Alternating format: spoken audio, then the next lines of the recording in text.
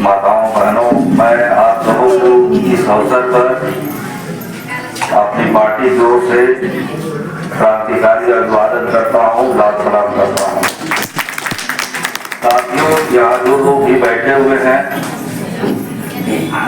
वो जनता के हक अधिकार के लिए किसी न किसी क्षेत्र में आवाज उठाने वाले लोग हैं, लड़ने वाले लोग हैं।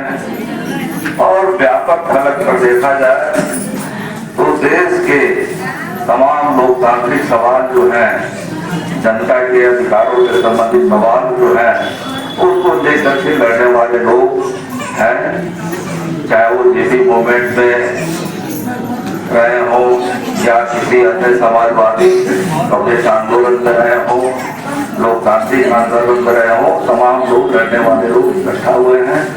और यहाँ ये विचार आज किया जा रहा है कि मोदी की जो सरकार है, जो आम जनता की दुश्मन के रूप में सामने आ चुकी है। अब आप यहाँ महिला बहनें बैठी हुई हैं, आपके बहुत सारे सवाल जमीन से संबंधित हैं। मोदी जी ने क्या किया?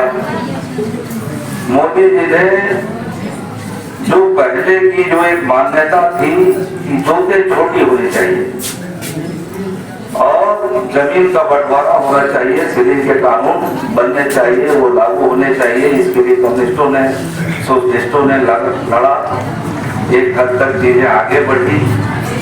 मोदी जी ने उसको पलट देने की कोशिश की। उन्होंने कहा कि अब छोटी जोत की जरूरत नहीं है, सारी खेती जो है, जो बटाईदार करते हैं, जो छोटी छोटी जोतों में 2 बीघा 5 बीघा लोग करते हैं, अब उस तरह की खेती की जरूरत नहीं है, सारे खेतों को अडानी और अंबानी को दे दिया जाए। और इस तरह से जो भूमि सुधार की प्रक्रिया है उसको उन्होंने उलटने के लिए पूरी वैचारिक राजनीतिक पृष्ठभूमि बनाई। 3 साला कानून जो है किसानों का, जो उनके खिलाफ रहा, तो उसमें इसको उन्होंने समाहित करने की कोशिश की, लेकिन पूरे देश के किसानों ने, मजदूरों ने लड़ करके और उनकी मंशा को फूल में मिला दिया। तो आज आप कह रहे हैं कि हमको जमीन मिलना चाहिए और मोदी कह रहे हैं कि जमीन का बंटवारा नहीं होना चाहिए। आज आप ही के बच्चे, हमारे बच्चे बाहर जा रहे हैं कमाने, और वो बाहर कमाने जाते हैं तो उनके लिए मोदी जी ने क्या कानून बनाया है? एक जमाना था कि बहुत बेरोजगारी चलती थी और लोग के लिए लड़ करके कम्युनिस्ट पार्टियों ने, तमाम लोकतांत्रिक समाज ने ये कानून बनवाया कि 8 घंटे के काम को 1 दिन का काम माना जाएगा। लेकिन जो आपके बच्चे, आपके घर के लोग जो आज बाहर जाते हैं कमाने, तो उनके लिए कानून मोदी जी ने क्या बनाया है? 8 घंटे नहीं, 12 घंटे खटना होगा। और उसमें भी आप यूनियन नहीं बना सकते, मालिक जितना दे रहा है उतना ही लेना है, नहीं तो काम छोड़ के जाना होगा। तो ये तो गुलामी से बदतर है कि मालिक जितना दे रहा है उतना में करो और नहीं तो काम छोड़ के जाओ, तुम्हारा कोई कानूनी और कोई राज्य का प्रोटेक्शन नहीं है। तो क्या आपके बच्चों को गुलाम बनाने वाला जो ये मोदी है, जो कह रहा है कि हम हिंदू राज कायम कर रहे हैं, वो आपके लिए फायदेमंद है? आप बहुत हल्ला कर रही हैं, आप इस पर आप कभी सोच रही है? सोचा आप लोगों ने? आप लोग लड़ती हैं जमीन के सवाल पर, लेकिन वो तरह तरह के कानून बनाते जा रहा है।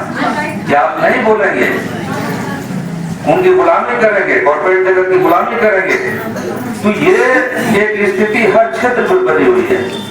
कोई पत्रकार है तो वो अपने तमाम स्रोतों के आधार पर सच सच बात नहीं लिख सकता, नहीं बोल सकता,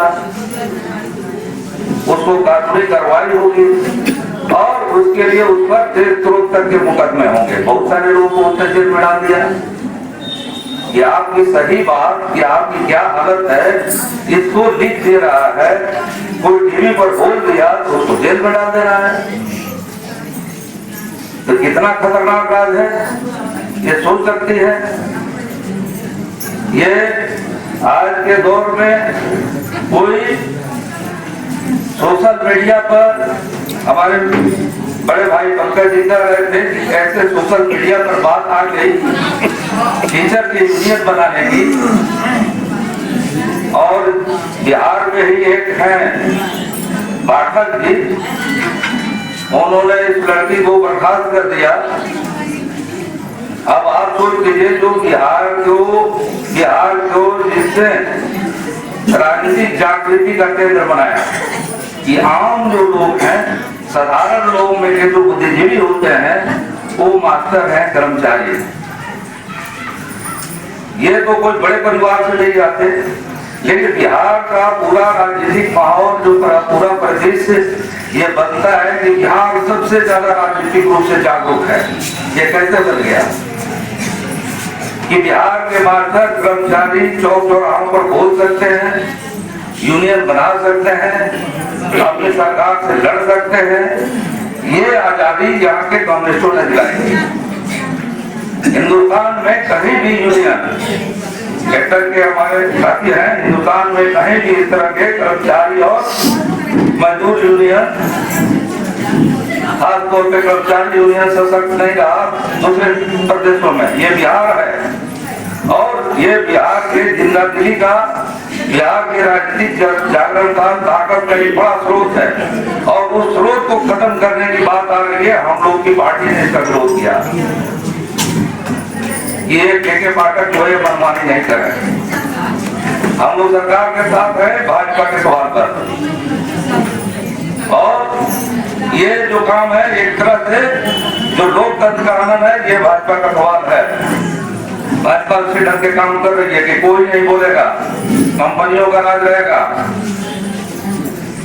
तो ये चंपारण कंपनियों के राज के खिलाफ लड़ता रहा है अंग्रेजी जमाने में भी, और यहाँ से सत्याग्रह की जो लड़ाई रही है इसने पूरे देश को दिशा दिया, पूरे देश को खड़ा किया। और ठीक ही यहाँ नहीं है, गांधी जी जो कह रहे थे कि गांधी जी जो है एक तरफ गांधी के हत्यारों और एक जो हत्या करने वाले उनके विरोध का एक मामला है, एक तरफ जो भारत का संविधान है उस संविधान से चलने वाले लोग, और एक तरह से संविधान को, अम्बेडकर द्वारा रचित संविधान को मिटा देने वाले लोग हैं जो बीजेपी के लोग हैं।